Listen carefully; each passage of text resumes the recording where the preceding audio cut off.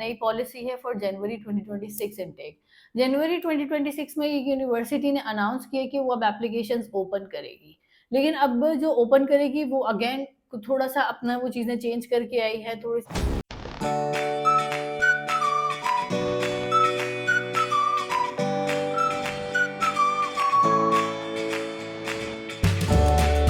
अस्सलाम वालेकुम students, my name is Atika Gill and I am the CEO of AGS consultant. आज की वीडियो में हम बात करेंगे जीसीयू यूनिवर्सिटी के बारे में। जीसीयू फैसलाबाद वाली नहीं, यूके वाली, क्योंकि ये यूनिवर्सिटी जो है काफ़ी ज़्यादा फेमस है और स्टूडेंट्स को पसंद भी है। और पिछले इनटेक में इन्होंने कैश विड्रॉ किए, जिसकी वजह से ये और फेमस हो गई और बहुत ज़्यादा हाईलाइटेड रही।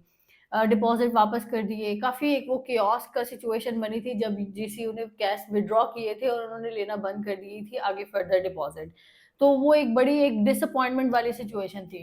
हमने तब भी आपको अपडेट किया था, हम अब भी अपडेट करेंगे कि इनकी क्या नई पॉलिसी है फॉर जनवरी 2026 इनटेक। जनवरी 2026 में ये यूनिवर्सिटी ने अनाउंस किया कि वो अब एप्लीकेशंस ओपन करेगी, लेकिन अब जो ओपन करेगी वो अगेन थोड़ा सा अपना वो चीज़ें चेंज करके आई है, थोड़ी सी अपने कंप्लायंस टीम को उन्होंने थोड़ा सा स्ट्रिक्ट किया है। और वो चीज़ें जो यूके वीआई को ज़रूरत है, जो जिस तरीके से उन्होंने डिमांड की है उसके अकॉर्डिंगली यूनिवर्सिटी ने अपने आप को चेंज किया है और करके वो दोबारा अब मार्केट में आ रही है। अब इसमें ये है कि ऑब्वियसली मैं हमेशा से ये कहती हूँ कि आगे यूनिवर्सिटीज़ की जो आगे कोर्स सिलेक्शन की जहाँ पर स्टूडेंट्स की बात आती है या यूनिवर्सिटी सिलेक्शन की बात आती है, वहाँ पर बड़ा ज़रूरी है कि स्टूडेंट जो है वो अपना बैकग्राउंड रिलेवेंट के साथ, मतलब जो आपका एकेडमिक बैकग्राउंड है, उसके साथ अपना आगे कोर्स अलाइन करे। तो डेफ़िनेटली आगे यूनिवर्सिटीज़ ने भी उस चीज़ को स्टार्ट करना शुरू कर दिया है। फिर वही एक जो आप एक बेसिक कोर्सेज़ में अप्लाई करते हो, वो यूनिवर्सिटी बंद कर रही है। इन्होंने भी क्या किया है कि इन्होंने अपना कोर्स चेंज किया है, जो कि इंटरनेशनल बिज़नेस वाला था, उन्होंने अप्लाइड बिज़नेस एनालिटिक्स कर दिया है इसको। तो ये कोर्स की वैरायटी चेंज हो गई। ऑब्वियसली अंदर से कोर्स कंटेंट्स भी चेंज होंगे और वो चीज़ें थोड़ी-सी बेहतरी की तरफ जाएँगी। ऐसे ही हर यूनिवर्सिटी आहिस्ता-आहिस्ता डिमांडिंग इसी तरीके से होगी कि आगे जो है स्टूडेंट जो है वो नॉर्मल कोर्सेज़ में ना जाए, थोड़ा-सा वैरायटी ऑफ कोर्सेज़ में जाए और दूसरी इस तरह की चीज़ों को ध्यान में रखें कि वो अवेयरनेस कितनी है स्टूडेंट को अपनी जिस भी यूनिवर्सिटी में जा रहा है। तो सबसे पहली चीज़ तो हो गई कि ये यूनिवर्सिटी ओपन हो गई है, कोर्स इन्होंने एक नया अनाउंस किया है। अब इस कोर्स को आपने ज़लील नहीं कर देना उस तरीके से जिस तरीके से पहले जिस स्टूडेंट की रेलेवेंसी बन रही है, वो ही इसमें अप्लाई करे। उसके बाद बात आ जाती है कि अब क्या होगा कि जो इन्होंने जो यहाँ पर इनिशियली जो जिसको हम कहते हैं कि स्टूडेंट्स ने के लिए उन्होंने अपनी कंप्लायंस टीम जो है वो थोड़ी-सी एक्टिव की है और उन्होंने अपना जो कंप्लायंस चेक है वो ज़्यादा स्ट्रॉन्ग की है। किस तरीके से? जो आप अपना स्टेटमेंट ऑफ पर्पस देते हो, अब वो नहीं है, उसमें 1% भी प्लेजरिज्म की एक्सेप्ट नहीं होगा। अगर 1% भी टॉलरेंस 1% भी आपका प्लेजरिज्म होता है, तो वो आपको टॉलरेंस बिल्कुल नहीं होगी उसमें, यूनिवर्सिटी के एंड से। दूसरी चीज़ आ जाती है कि आपका जो प्रॉपर्ली अच्छा, अब आपने एसओपी लिखनी कैसे है? एक तो प्लेजरिज्म वाली बात आ गई, दूसरा फिर आ जाता है कि एसओपी फिर डिज़ाइन किस तरीके से होनी चाहिए।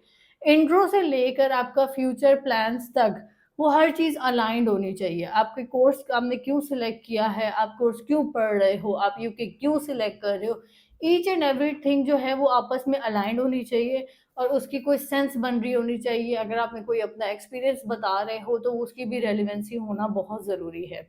फिर उसके बाद आ जाता है कि आपने अब वो एसओपी वाली बात तो मैंने कवर कर दी, इंटरव्यू प्रोसेस। इंटरव्यू जीसीयू का पहले इतना मुश्किल नहीं होता था, लेकिन ये कि मुझे लगता है मुश्किल अभी भी नहीं होगा। जो स्टूडेंट्स सेल्फ अवेयर हैं कि उन्होंने क्या पढ़ना है, क्या हिसाब-किताब है, किस चीज़ में जा रहे हैं। अगेन वही वाली बात है कि स्टूडेंट की अवेयरनेस बहुत मैटर करती है, आगे जितने भी स्टूडेंट यूके जाएँगे। उसमें ये कि जो जीसीयू की अगर हम बात करते हैं कि अगर इसका हम इंटरव्यू की बात करते हैं, तो इंटरव्यू में क्या-क्या चीज़ें पूछी जा सकती हैं। उसमें आता है आपको पता होना चाहिए आपने जीसीयू क्यों चूज़ की है, इसका इंस्टॉलमेंट प्लान क्या है, यूनिवर्सिटी की फ़ीस क्या है, यूनिवर्सिटी की रैंकिंग क्या है, ग्रेजुएट एम्प्लॉयबिलिटी रेट क्या है, लोकेशन के पास जो आपकी यूनिवर्सिटी की लोकेशन है, उसके पास-पास कौन सी सिटीज़ लगती हैं, कौन-कौन सी नियर बाय चीज़ें हैं जो कि आपको आगे सपोर्ट करेंगी। ये वाली चीज़ें हैं। डेडलाइन की अगर हम बात करते हैं, 24th ऑफ अक्टूबर तक जो है इसकी एप्लीकेशन डेडलाइन है। अनकंडीशनल डॉक्यूमेंट्स करवाने के लिए जो है वो 31st ऑफ अक्टूबर है। डिपॉज़िट पेमेंट जो है 7th नवंबर है और फाइनेंशियल्स आप 3rd दिसंबर तक दे सकते हैं। अब ये वाली सारी चीज़ हो गई है। मैं अगेन दोबारा कह रही हूँ, जनवरी 2026 के लिए अब जो पहले एक रिवायती मामला थे उससे हट के आप अब जो आगे वैरायटी आ रही है जिसमें आपने ये वाली चीज़ देखनी है कि अब आपने उन्हीं कोर्सेज में, उन्हीं यूनिवर्सिटीज़ में और उसी पैटर्न को लेकर चलेंगे। हाई चांसेस हैं कि वो आपके लिए आगे यूके और तंग हो जाए। तो जो आगे फर्दर स्टूडेंट्स अप्लाई कर रहे हैं वो इन चीज़ों को ध्यान में रख के चलें कि आपने अपने रेलेवेंट बैकग्राउंड के साथ चलना है, आपने अपने रेलेवेंट कोर्स में जाना है, प्रीवियस एकेडमिक बैकग्राउंड को ज़रूर देखना है और आपके लिए आपका फ्यूचर प्लान्स बड़े ज़रूरी होने चाहिए कि वो आपको क्लियर हों। ये वाली सारी चीज़ें और जाकर डिग्री कंप्लीट करनी है। मैं हर दफ़ा स्टूडेंट को ये वाली बात कहती हूँ, मैं अब फिर कह रही हूँ कि आप अपनी डिग्री कंप्लीट करें और फिर उसके हिसाब से चलें। वो एक वही माइंडसेट ना रखें कि आपने जाकर दिहाड़ी लगानी है। दिहाड़ी लगाने वाले स्टूडेंट्स ना कामयाब नहीं होते। ना उन्होंने 1 साल में होना है, ना उन्होंने 10 सालों में होना है। उन्होंने सारी ज़िंदगी दिहाड़ियाँ लगानी है।